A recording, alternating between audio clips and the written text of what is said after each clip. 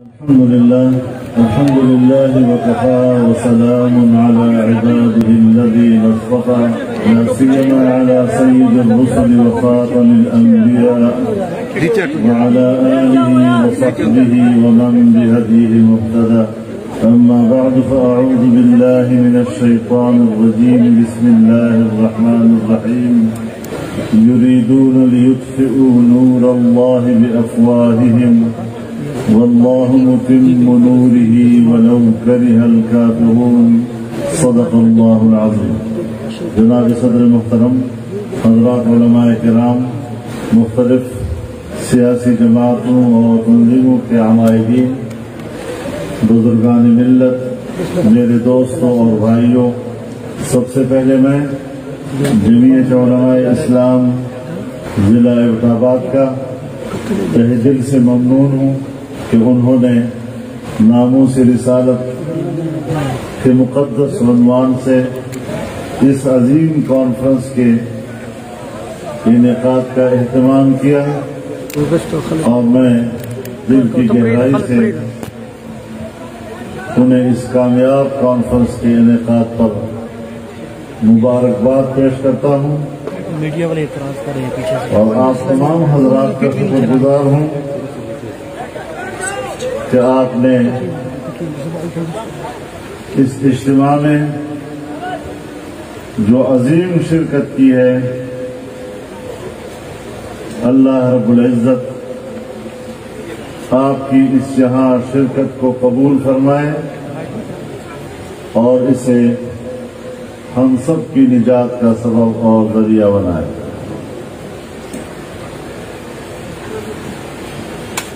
میرے محترم دوستوں،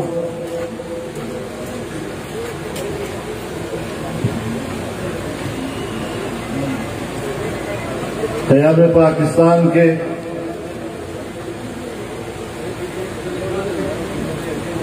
پون صدی گزر چکی ہے۔ ہم نے اس وطن عزیز کے 74 سال مکمل کر لیے ہیں۔ اس کے باوجود جس مقصد کے لیے یہ ملک حاصل کیا گیا تھا،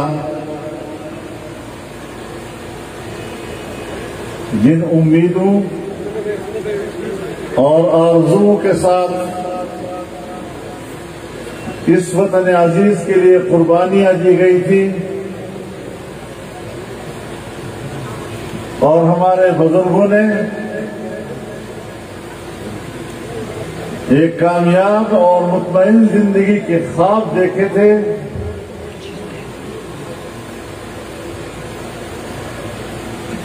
آج پون صدی گزرنے کے بعد بھی وہ خواب جشن تعبیر ہے، اور قوم مضطرب ہے۔ جہاں قومیں ترقی کرتی ہیں، جہاں قومیں آگے بڑھتی ہیں، وہاں ہم پسپائی اختیار کر رہے ہیں، جسے ترقی معکوس کہتے ہیں۔ اوپر کی طرف جانے کی بجائے ہم نیچے کی طرف لڑک رہے ہیں۔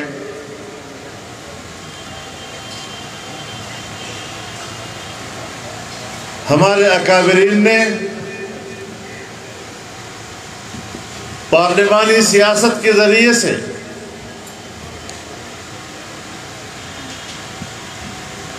آئین کو تشکیل دینے میں جو کامیابیاں حاصل کی تھی،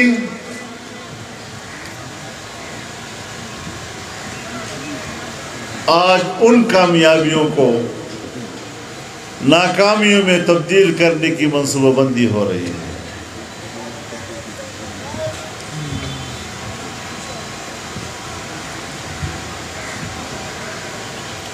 ہم نے یہ ملک اگر بنایا تھا تو 3 قسم کے تصورات موجود تھے. لا الہ الا اللہ کا نعرہ لگا کر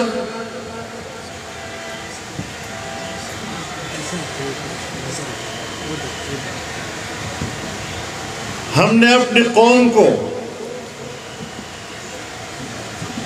یہ نظریہ دیا کہ یہ ملک اسلام کے لیے بنے گا اور یہاں اسلام کی حاکمیت ہوگی.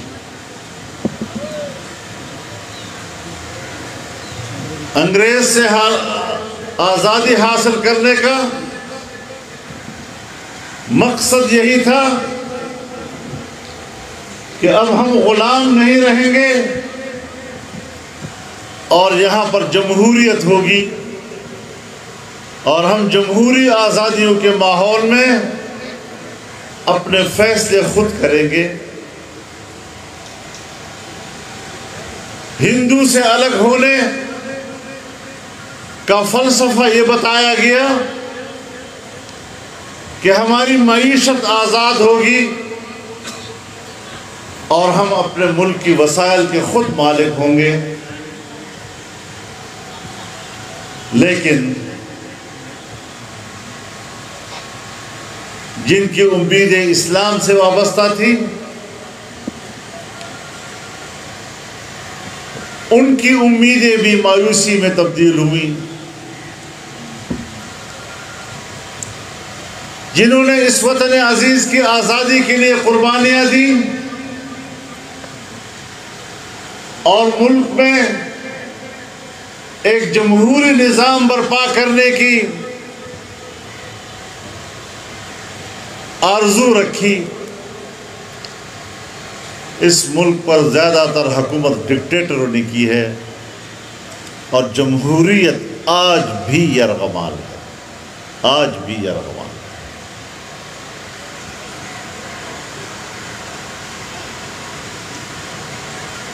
اگر کسی نے یہ امید وابستہ کی کہ یہاں ایک بہتر معیشت ہوگی تو آج کی نسل جو زندہ ہے پاکستان میں وہ ملک کی معیشت کا انجام بھی دیکھ رہی ہے.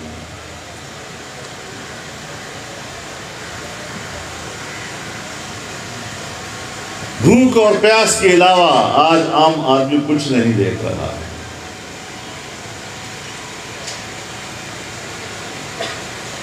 ملک کی پیداوار میں کمی آئی،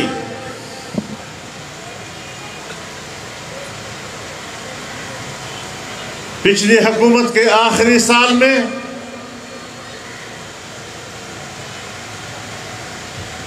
سالانہ ترقی پیداوار کی اس کا تخمینہ 5.5% لگایا گیا تھا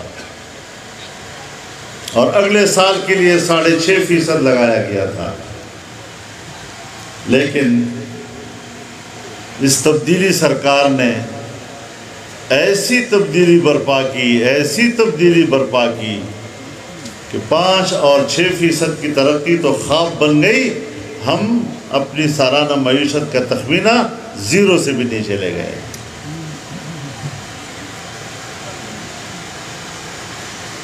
پھر کہتے ہیں ہمارے حکومت میں زر مبادلہ کے ذخائر بڑھ گئے ہیں، ہمارا کمال ہے.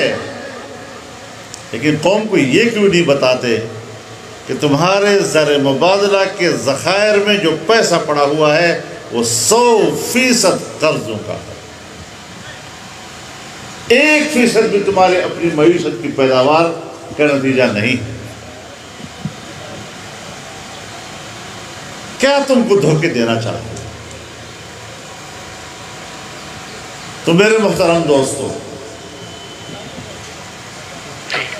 آج ہم اس ملک میں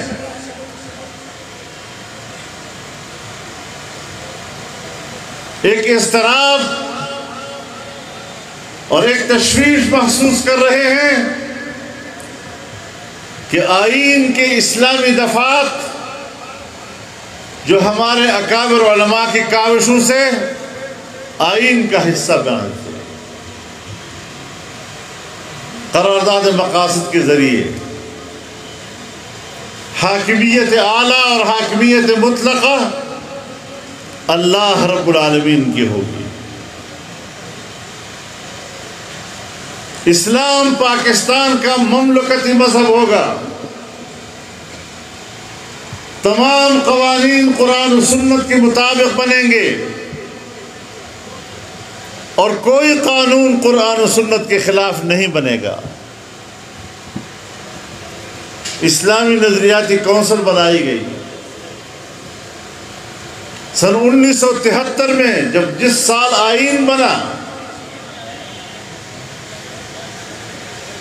تمام مکاتب فکر کے علماء اس میں،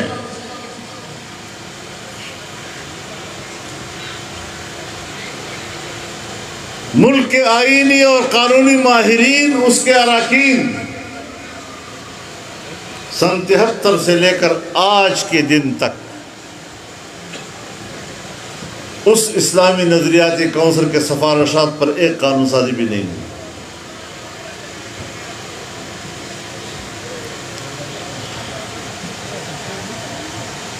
ناموسی رسالت کی توہین کے مرتکب لوگوں کو باعزت بری کیا گیا۔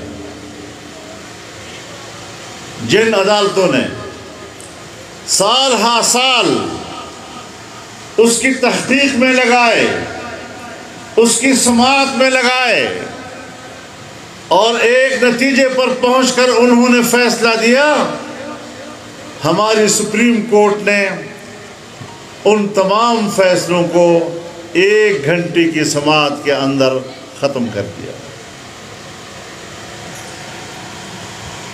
ہم اس کا کیا معنی لیں آخر؟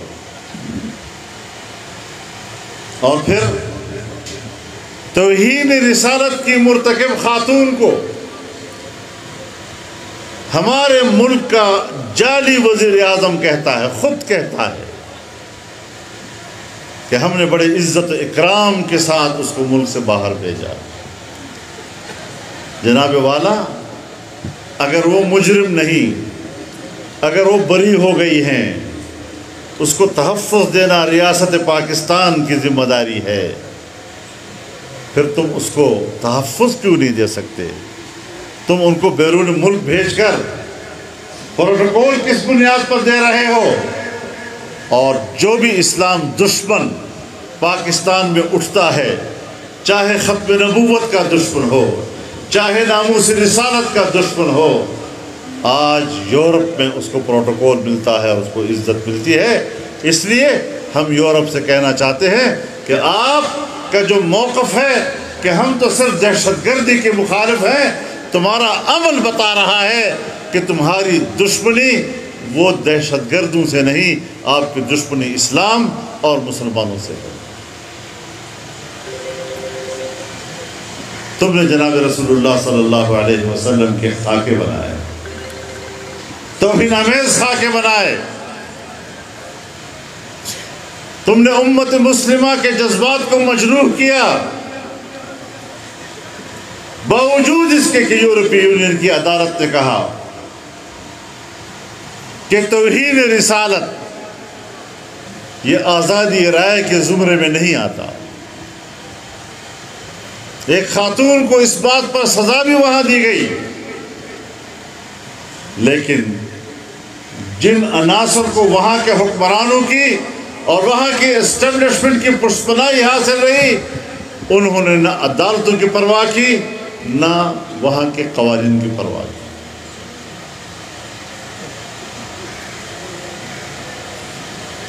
اور ہمارے ملک کی ڈیوٹی کیا ہے؟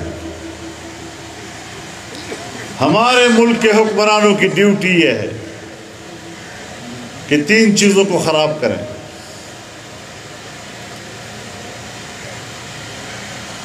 اسلام کو خراب کریں، لیکن راستہ کون سا ہے؟ مغربی تہذیب کو پاکستان میں لانے کا، بے حیائی اور فحاشی کو پاکستان میں لانے کا، گندگی اور غلاظت کو پاکستان میں لانے کا، اور یہاں پر اسٹیبلشمنٹ کی سطح پر اور سیاسی جماعتوں کی سطح پر ان NGOs کی پشتپناہی اور سرپرستی کی گئی جنہوں نے 20-20 سال اس ملک کے نوجوان نسل کو گمراہ کرنے کے لیے تمام وسائل استعمال کیے ہیں۔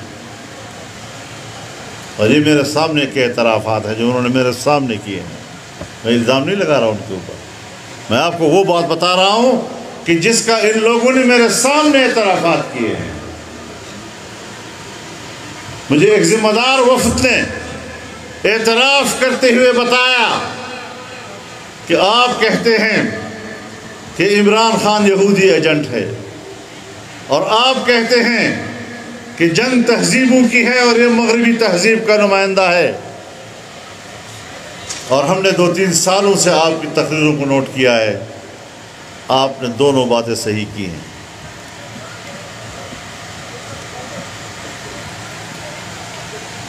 یہ وہ وفد تھا جو ان لوگوں سے دوستی کے لیے مجھے آمادہ کر رہا تھا، اور جب میں آمادہ نہ ہوا تو پھر اس حقیقت کا اعتراف کیا میرے سامنے، اور پھر کہا کہ چونکہ پشتون بیلٹ میں مذہب کی جڑیں گہری ہیں اور مذہب کی ان گہری جڑوں کو اکھاڑنے کے لیے ہمارے پاس اس سے زیادہ موضوع آدمی اور نہیں تھا۔ یہ ساری چیزیں ہمارے سامنے گزری ہیں۔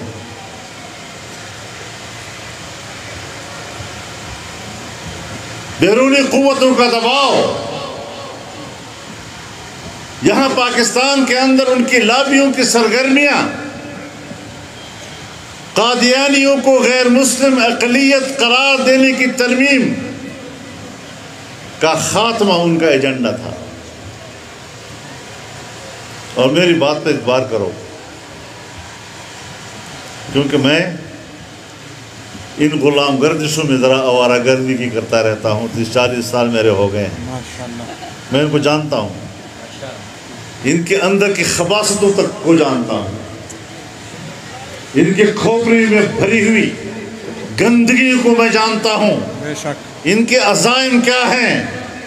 یہی وجہ ہے کہ بار بار وہ لوگوں کو اطمینان دلاتے ہیں، اس کے باوجود ہم میدان میں رہتے ہیں، اور ہمارے اس میدان میں کھڑے ہونے کے نتیجے میں ہم نے ان کے ایجنڈے کو ناکام بنا دیا۔ الحمدللہ۔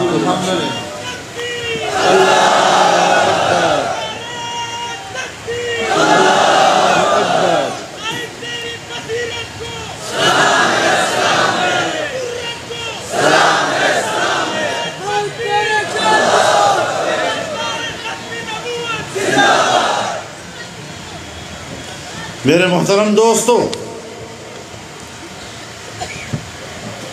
آپ کو یاد ہوگا، ہمارے بالکل ہی نوجوانوں کو تو نہیں لیکن کچھ بزرگ ہیں میرے ہم عمر کو یہ معلوم ہوگا کہ جب سوویت یونین ٹوٹ چکا، 9/11 کا واقعہ ہوا، تو میں نے اس وقت بھی عرض کیا تھا، پوری قوم کے سامنے عرض کیا تھا کہ اب پوری دنیا عالمی تغیرات اور تبدیلیوں کے لپیٹ میں ہے، اب نئے انقلابات رونما ہوں گے،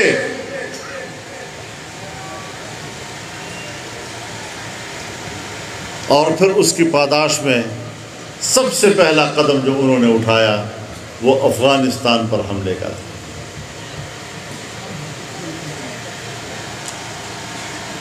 اور اعلان کیا کہ ہم 3 مہینے کے اندر ان دہشت گردوں کا صفایا کر دیں گے اور افغانستان کو آزاد کرا دیں گے، 3 مہینے کے اندر۔ جس طرح ہمارا خان کہتا ہے کہ میں 3 مہینے کے اندر کرپشن ختم کر دوں گا۔ یہ 3 مہینے، ضیاء الحق نے بھی کہا تھا 3 مہینے کے اندر الیکشن کرا دوں گا، 11 سال تک بیٹھا رہا۔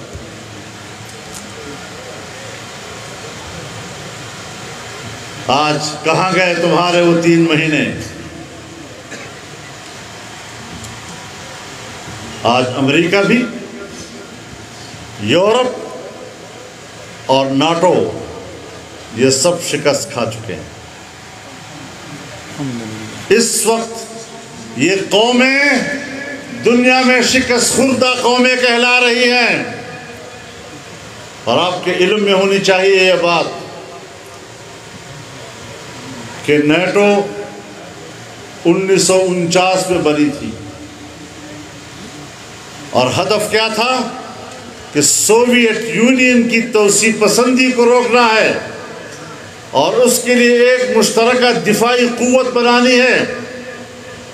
لیکن جب سوویت یونین ٹوٹ گیا اور اس کے بعد پراگ میں ناٹو کا اجلاس ہوا، ایجنڈا یہ تھا کہ اب اس کو تحلیل کر دیا جائے، کیونکہ مقصد حاصل ہوا لیکن تحلیل نہیں کیا گیا، یہ بات کہہ کر کہ نہیں ابھی اسلام موجود ہے، ابھی مسلمان موجود ہے۔ اور پھر امریکہ اور پورا ناٹو بیک وقت افغانستان پر یلغار کر گیا، اور ہمارا مشرف سجدہ ریز ہو گیا ان کے سامنے۔ صرف مشرف نہیں، تقریباً ساری دنیا کے حکمران اس دباؤ کے سامنے جھک گئے۔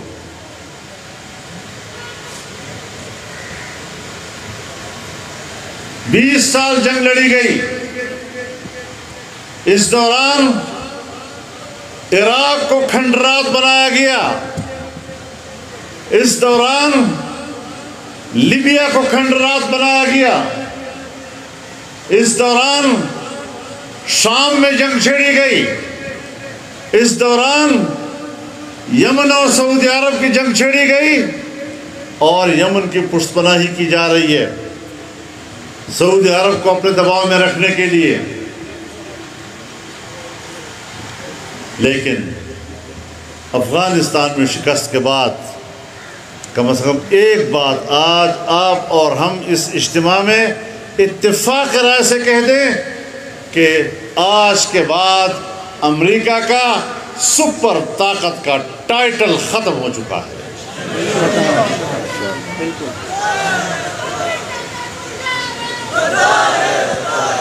اپنی مرضی اور خواہش کے مطابق اور اپنے مفادات کے تابع دنیا میں جغرافیائی تبدیلیاں لانے کے منصوبے سے دستبردار ہو جائے، اب اس کو مزید دنیا پر حکومت کرنے کا حق حاصل نہیں ہے۔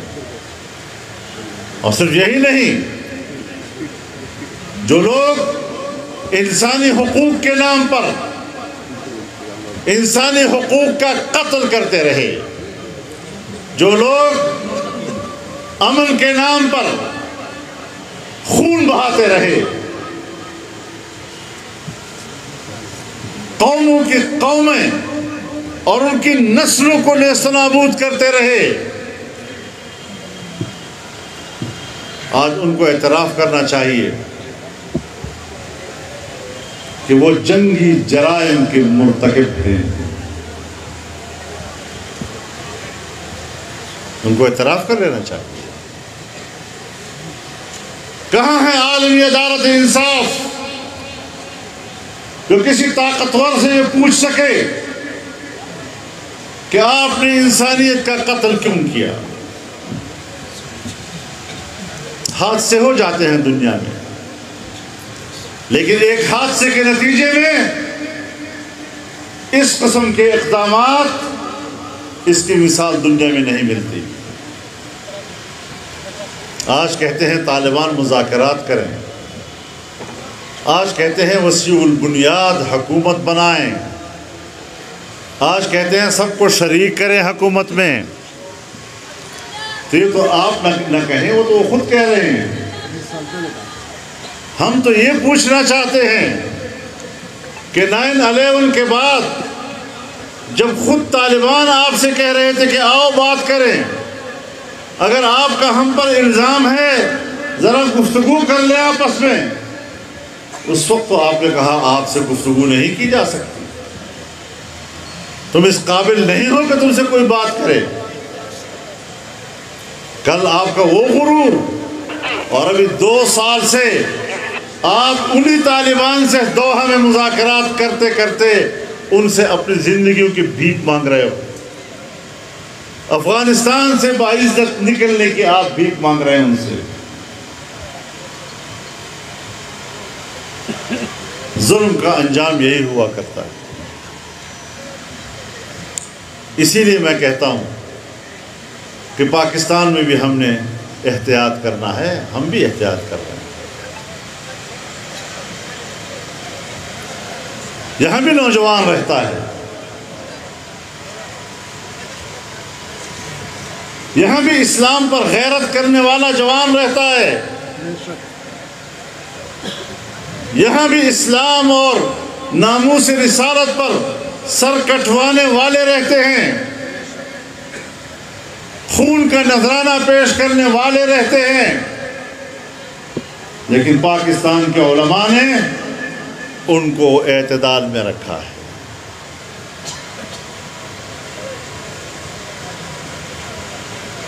لہذا اگر یہی حکمران رہے اور یہی سلسلہ رہا اسلام کے ساتھ، آئین کی اسلامی دفعات کے ساتھ، گھریلو تشدد کے نام پر قرآن و سنت کے منافی قانون سازی کے کارنامے ہوتے رہے، بچوں کے حقوق کے تحفظ کے نام پر تم نے بچے کو باپ بنا دیا اور باپ کو اس کا بچہ بنا دیا.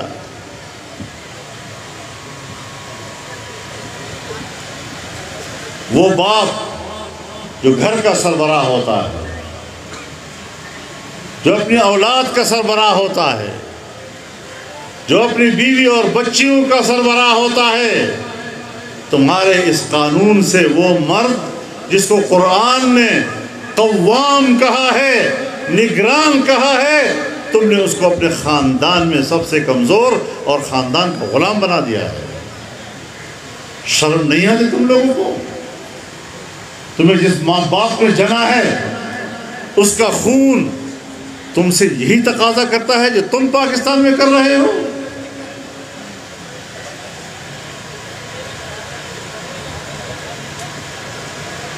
انگریز نے بھی 1860 میں جب ہندوستان پر ان کا قبضہ تھا، لیکن ہندوستان میں انہوں نے قانون دیا کہ مسلمان اپنی شخصی زندگی میں اپنے مذہب کے مطابق عمل کر سکتے ہیں. نماز ہے، روزہ ہے، زکوٰۃ ہے، نکاح ہے، طلاق ہے، میراث ہے، یہ ساری چیزیں مسلمان اپنے مذہب کے مطابق کر سکتے ہیں.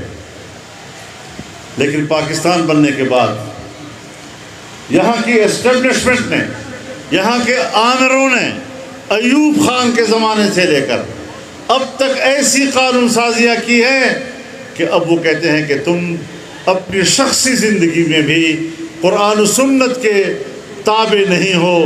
ہم جو قانون پاس کریں گے چاہے وہ قرآن و سنت کے خلاف ہو، تم نے اس کے تابع رہنا ہے اور اس کی پیروی کرنی ہے اور اس پر عمل درآمد کرنا ہے. اس لیے پاکستان بنا تھا. آج ہمیں انگریز تانے دے گا کہ ہم نے جو حق دیا تھا اسلام کے نام پر بنے ہوئے پاکستان میں، پاکستان کے حکمرانوں نے تم سے وہ حق چھین لیا ہے، اور سب حقوق کے نام پر. یہاں پر انسان کا خون بہاؤ امن کے نام پر، یہاں پر حقوق کا قتل کرو حقوق کے تحفظ کے نام پر. سب سے بڑا رہنما یہ قرآن و سنت ہے، صرف امت مسلمہ کا نہیں، تمام انسانیت کا. اگر غیر مسلم نے بھی قرآن و سنت سے رہنمائی حاصل کر کے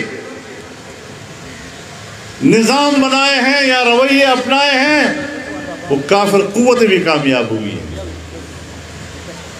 اور مسلمان ہوتے ہوئے جس نے قرآن و سنت سے روگردانی کی ہے وہ ناکامی کی طرف گئے.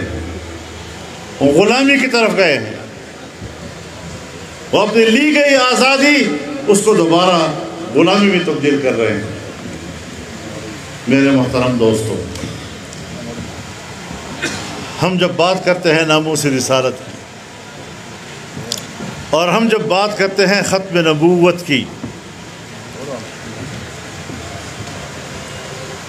تو ایک تاثر عام کر لیتے ہیں کہ یہ غیر سیاسی مسئلہ ہے، یہ امت کا متفقہ مسئلہ ہے۔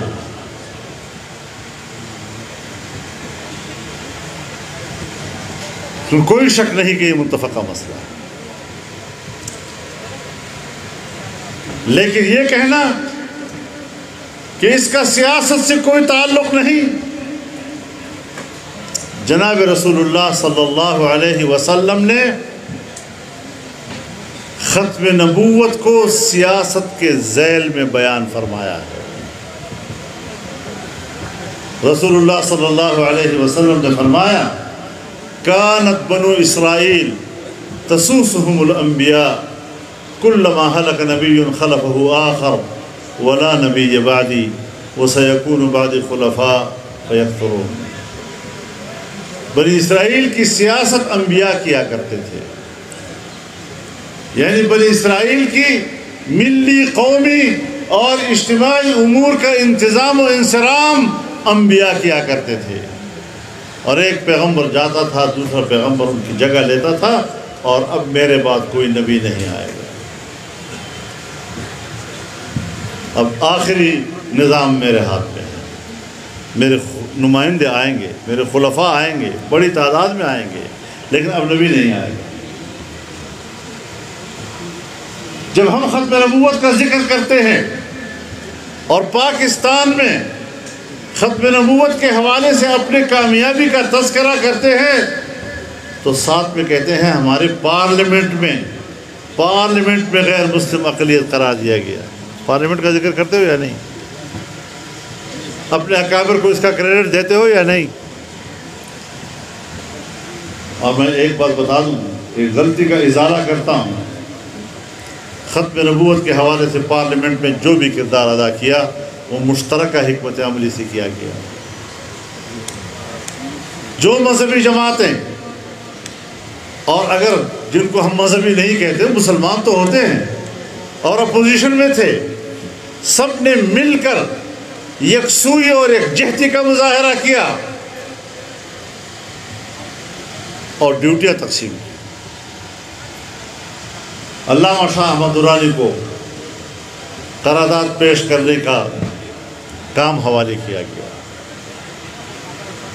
حضرت مفتی صاحب رحمہ اللہ نے علمی مباحثے کا کام اپنے سر لے لیا اور چت کر دیا ان کو علمی مباحثے میں۔ مولانا غلام غوث ہزاروی رحمہ اللہ یا مولانا عبدالحکیم ہزاروی رحمہ اللہ، اگرچہ اس وقت وہ جمعیت سے وابستہ نہیں رہے تھے، لیکن انہوں نے بھی اپنے طور پر اپنا محضر نامہ پیش کیا۔ یہ نہیں کہ وہ اس تحریک کا حصہ نہیں تھے، پارلیمنٹ میں وہ بھی اس تحریک کا حصہ تھے۔ جس نظم کا مظاہرہ کیا گیا، جس باہمی یکجہتی کا مظاہرہ کیا گیا، اگر باہر تحریک کی قیادت مولانا یوسف بن نوری رحمہ اللہ کر رہے تھے، تو اندر حضرت مفتی صاحب اور یہ لوگ اس کا کیس اور مقدمہ لڑ رہے تھے۔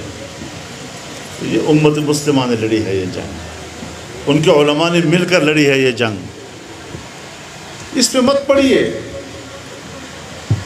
اگر حضرت سید عطا اللہ شاہ بخاری رحمۃ اللہ علیہ ایک مدعی ختم نبوت کے خلاف میدان کارزار میں اترتے ہیں اور سن 53 میں تحریک چلتی ہے اور اس تحریک کی قیادت وہ حضرت ابو الحسنات صاحب کو دیتے ہیں، تو اس کا معنی یہ ہے کہ امت مسلمہ کی یکجہتی کا مظاہرہ، ان کو تقسیم کرنا اور صرف یہ کہنا صرف میں نے کیا ہے، صرف میرے اکابر نے کیا ہے، یہ شاید آنے والی نسلوں کو صحیح درس نہ دے۔ اور میں کچھ دیکھ رہا ہوں بہت سے اکابر کو بھی میڈیا پر اس مخمصے میں کہیں مبتلا ہو گئے ہیں. اس مخمصے میں مبتلا ہونے کی ضرورت نہیں ہے. ان سب نے کردار ادا کیا. پروفیسر غفور احمد نے کردار ادا کیا. ایک پیج پر تھے سارے.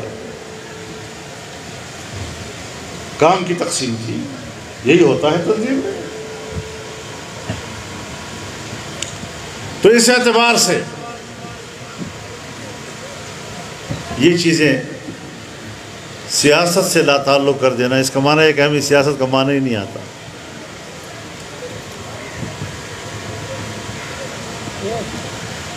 ہمارا احساس کہاں مر چکا ہے کہ جس آئین کے لیے ہم نے کہا تھا کہ آئین اسلام کو مملکتی مذہب قرار دیتا ہے اور قانون سازی کونسل کے سفارشات پہ ہوگی، آج تک پارلیمنٹ ہم ان لوگوں سے بھر دیتے ہیں جن کو قرآن و سنت سے کوئی دلچسپی ہی نہیں ہوتی. میں پنجاب میں ایک جگہ پریس کانفرنس سے خطاب کر رہا تھا. ایک صحافی نے مجھے کہا کہ آپ نے اسلام کے لیے کیا کیا ہے؟ میں نے کہا جی میرا اسلام کی بات بعد میں پوچھیں گے، پہلے یہ بتاؤ تم نے مجھے ووٹ کتنا دیا ہے؟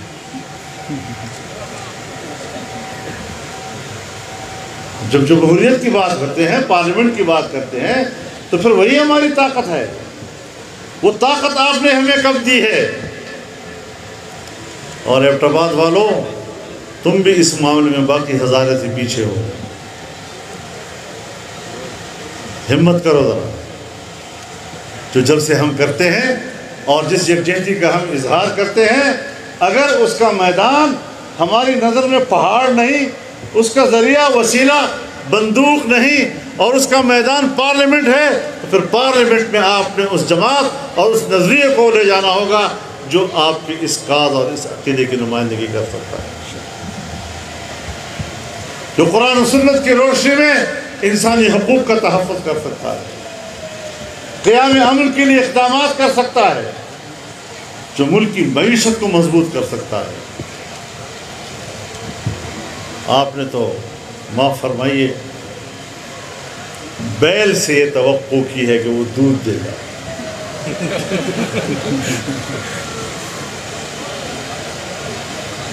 بیل سے ایک آدمی بیل کو دوہرا آتا ہے. کسی نے کہا بیوقوف ہو، اس نے کہا کوئی نہ کوئی دھار شاید نکلا ہے.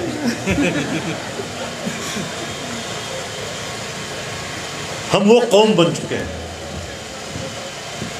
اور ہمیں دنیا کا میڈیا ایسا گمراہ کر دیتا ہے کہ وہ بالکل جنت سامنے لے آتا ہے کہ یہ آئے گا تو سیدھا جنت آپ کے سامنے. اور آپ کو یاد ہوگا، آپ گواہی دیں گے اس بات کی کہ میں 1912 سے قوم کو آگاہ کر رہا ہوں کہ جس رخ پر تم جا رہے ہو یہ رخ غلط رخ ہے، یہ مغربی تہذیب کا رخ ہے، یہ یہودیوں کی معاشی پالیسیوں کا رخ ہے جس پہ ہم جکڑے جائیں گے. میں آج بھی کہتا ہوں کہ افغانستان میں جو تبدیلی آئی ہیں، یہ صرف افغانستان کی تبدیلی نہیں، یہ خطے میں تبدیلی کا سبب بنا انشاءاللہ. اور میں بے باکی کے ساتھ اللہ کی قوت پر بھروسہ رکھتے ہوئے یہ واضح کر دینا چاہتا ہوں کہ اگر آئندہ بھی اس طرح کی حکومتیں ہم پر مسلط کی گئی تو پھر ہم اپنے آنے والی نسل اور نوجوان کے کوئی ذمہ داری لینے کو تیار نہیں ہیں. نعرہ تکبیر، نعرہ تکبیر. قائد ملت اسلامیہ حضرت مولانا فضل الرحمان، قائد ملت اسلامیہ حضرت مولانا فضل الرحمان، قائد اشارہ کوا، قائد اشارہ کوا.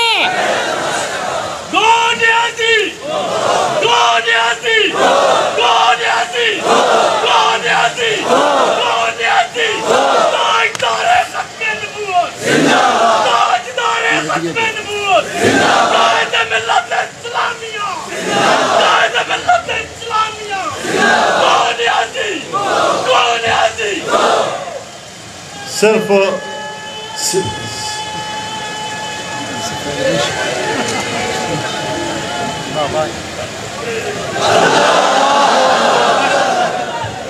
پا گو گزارا نہ کی گی بیا دیم نہ پریدم بیا ہم نرازے او کدغ خلق را وستے بیا زامادا گتا ہم یاد لرا انشاءاللہ بیا بدانو ہے چی اشارہ کوا او بیا تماشا کوا بیا برید بھی اور تماشا بھی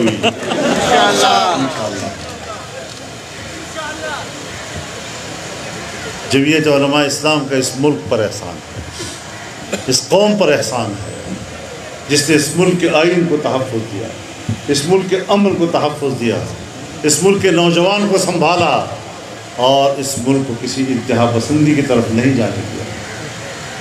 لیکن آپ وہی حرکتیں کرتے رہیں گے اور ہم سے توقع رکھیں گے کہ بس ہم صرف نوجوانوں کے باغی ہی پکڑے رکھیں گے، تو تم سیدھے ہو جاؤ۔ آپ سیدھے ہیں، ہم تو پہلے سے سیدھے ہیں۔ تد سڑی زوشا ہوں مخے نہ سڑی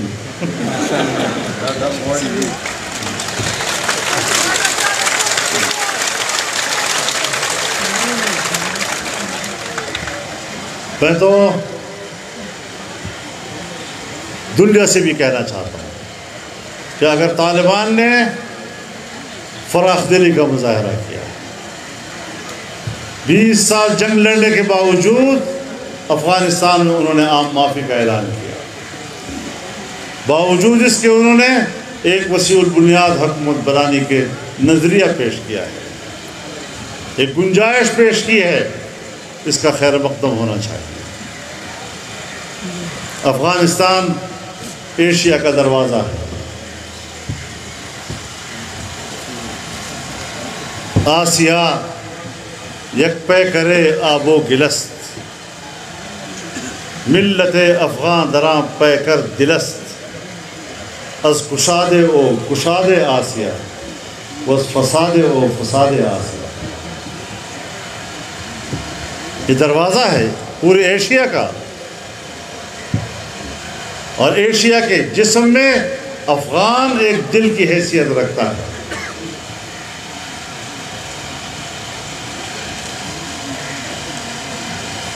اگر یہ دل پرامن ہے تو پورے ایشیا میں امن ہے، اگر یہ جنگ پہ اتر آتا ہے تو پورے ایشیا میں بدامنی آ سکتی ہے۔ اس لحاظ سے میں چائنا کو بھی کہنا چاہتا ہوں، میں روس کو بھی کہنا چاہتا ہوں، میں پڑوسی ممالک کو بھی کہنا چاہتا ہوں کہ وہ مثبت رویہ اختیار کریں۔ پتہ نہیں کس کی تابعداری میں پاکستان نے کہہ دیا کہ ویٹ اینڈ سی، پتہ نہیں کیا لفظ کہا ہے انہوں نے جی، یہ ہے وہ پھس پھسا قسم کا موقف۔ آپ اپنی مجلسوں میں شاید اس کے لیے کوئی اور لفظ استعمال کریں، ہمیں اس طرح کے موقف نہیں چاہیے، یہ کمزور موقف ہے۔